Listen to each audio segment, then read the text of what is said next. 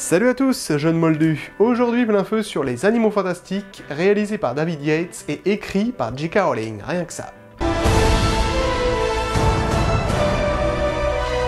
N'étant pas du tout fan de l'univers magique de J.K. Rowling, non, c'est bon, reste là.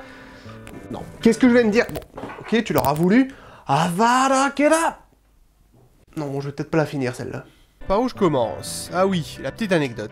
Saviez-vous qu'à la base, Les Animaux Fantastiques est un des manuels scolaires de Poudlard, écrit par le personnage principal du film?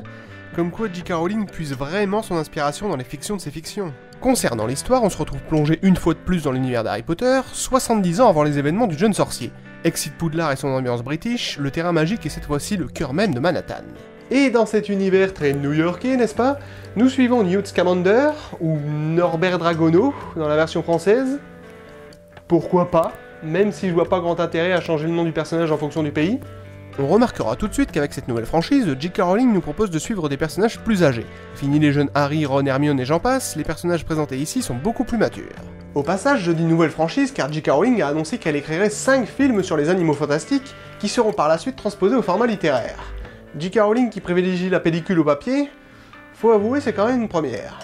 Ce qui distingue énormément les Animaux Fantastiques d'Harry Potter, c'est tout bonnement son cadre. Dans la première saga cinématographique, 7 films sur 8 se déroulaient intégralement à Poudlard, et j'ai toujours trouvé que c'était un des points forts de la franchise, car dans cette école, il y avait une véritable ambiance magique. Le fait de téléporter cet univers de sorcellerie en pleine ville urbaine envahie par les non-mages, comme ils disent aux États-Unis, retire au film tout le charme qui caractérisait si bien l'univers d'Harry Potter. Et ce, même si j'ai conscience que les Animaux Fantastiques n'est pas une nouvelle version d'Harry Potter, mais bel et bien un spin-off à part entière. Parlons maintenant de l'un des aspects les plus intéressants du film, le développement des personnages. Ils sont tous très bien écrits, en particulier les 4 principaux qui sont relativement attachants. Norbert, ou Newt si vous préférez, est clairement le genre de personnage à être plus fasciné par les créatures magiques qui vivent dans sa valise que par les êtres humains.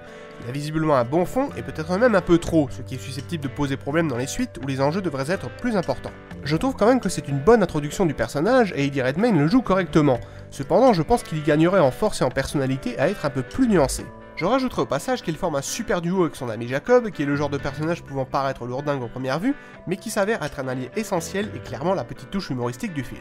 Quant aux 2 personnages féminins, Tina et Queenie, elles sont juste brillamment écrites et interprétées. Tina est une femme plutôt sérieuse et très à cheval sur les lois concernant la magie. C'est un personnage fort intéressant à développer et qui, je l'espère, prendra encore plus d'importance dans les suites, notamment en ce qui concerne sa relation avec Newt. Quant à sa sœur Queenie, elle est absolument divine. J'ai adoré son côté jovial et la façon qu'elle a de s'émerveiller sur des choses tout à fait banales, ou encore sa manière de s'intéresser à la vie des gens avec une totale indiscrétion. Sans nul doute le personnage que je préférais dans ce film. Avant de clôturer cette vidéo, je vais faire une toute petite partie spoiler qui commencera dans quelques instants, pour vous parler de l'antagoniste principal du film. Attention, on est parti. Grindelwald, qui est à la fois joué par Colin Farrell et Johnny Depp sous sa véritable forme. Personnellement, j'aurais jamais pensé voir un jour Johnny Depp dans un univers comme celui-ci. Mais bon, passons. Ce personnage est, paraît-il, le nouveau mage noir de la franchise, donc en gros le nouveau Voldemort. Le problème ici, c'est qu'il nous est présenté dès le premier film, et en mauvaise posture en plus. J.K. Rowling a quand même prévu 5 longs métrages, ce qui laisse largement le temps de nous le présenter au cours des films suivants. Le fait de montrer directement ce personnage en fin de premier film lui retire toute l'aura de puissance et de terreur que pouvait avoir un personnage comme Voldemort par exemple. Pour moi, le réel but de cette nouvelle franchise, ce n'est pas seulement de nous montrer un univers peuplé de créatures magiques, c'est aussi de parler d'enjeux politiques graves liés à une nouvelle menace. Avant de conclure, je voudrais rajouter une petite chose qui m'a fait tiquer. Le film se nomme Fantastic Beasts, donc en temps normal, on voudrait que cette histoire se concentre sur des créatures fantastiques, seulement l'intrigue centrée sur Grindelwald et celle des animaux de compagnie de Newt ne se rencontre quasiment jamais. Il est donc pour moi très difficile d'imaginer une suite centrée sur des créatures magiques, et soit dit en passant pacifistes, qui ne servent pas au seul récit qui fait avancer l'histoire, c'est-à-dire toute l'intrigue de Grindelwald et sa quête des reliques de la mort.